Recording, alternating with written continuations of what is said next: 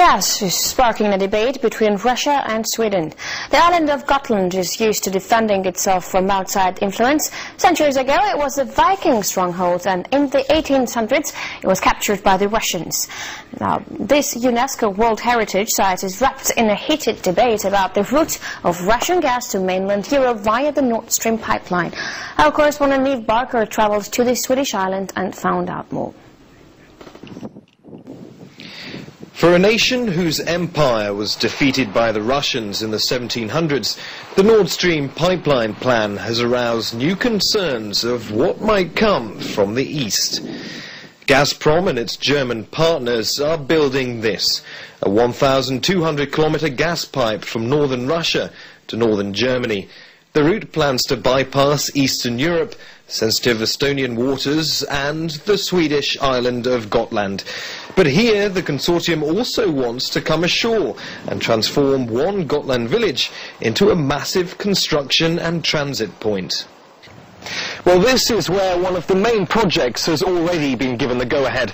The sleepy fishing village of Slite in the north of the island. It's here where Nord Stream intends to spend $7.8 billion in broadening the harbour and making it much deeper than it is now, so that they can send pipelines from this hub out there into the Baltic Sea. The theory is that when Nord Stream is finished shipping pipes from Gotland, the local community will benefit from a new port. But the scheme isn't without controversy, as the man who gave the plan the green light knows. Of course there are fears. There are fears for noise, pollution from the ships, and things like that.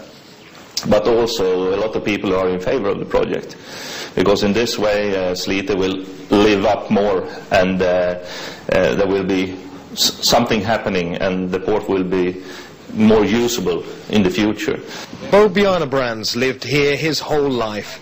He's in favour of a new port, but believes the island is divided over the route of the gas pipe.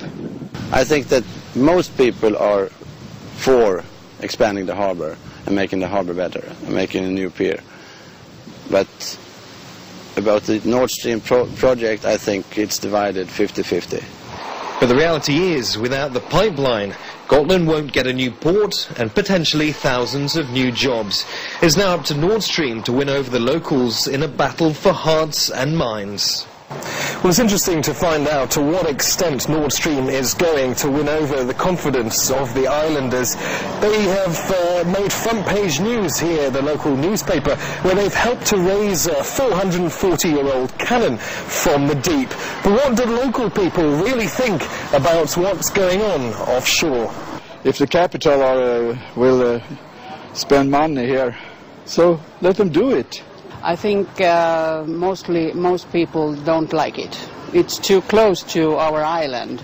I think people often think it's not so good. I believe that. Why is that?